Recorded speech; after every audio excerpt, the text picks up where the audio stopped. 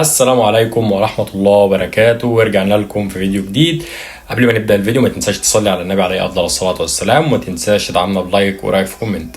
هتكلم على مباراة أسبانيا وجورجيا، وطبعا قبل ما نبدأ التعليق بتاعنا وتحليلنا على المباراة وتوقعاتنا الشخصية حبيت أوضح بس إن في الكومنت المثبت بنسيب لينك الأهداف، والفيديو بتاع الأهداف هتلاقيه في أول كومنت مثبت عشان إخواتنا الجداد اللي بينضموا للقناة. تمام، الناس القديمة عارفة الكلام ده، بس حبيت أوضح كده على السريع. طبعا هتكلم على مباراة أسبانيا وجورجيا، وطبعا مباراة مهمة جدا جدا وتوقعات فيها صعبة جدا جدا.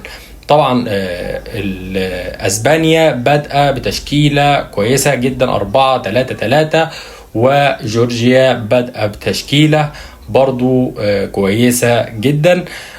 طبعا اتوقع المباراة دي هتنتهي في الشوط الاول لصالح اسبانيا 2-0 بنسبة 90%، وبنسبة 99% تنتهي 1-0 لصالح اسبانيا. دي توقعاتي الشخصية على الشوط الأول لمباراة أسبانيا وجورجيا. أنت كمان تقدر تكتب لي في الكومنتات بتتوقع الشوط الأول هينتهي كام، تتوقع الفوز لصالح أسبانيا ولا لصالح جورجيا؟ صاحب التوقع صحيح إن شاء الله هنعلن عنه في الفيديو اللي جاي.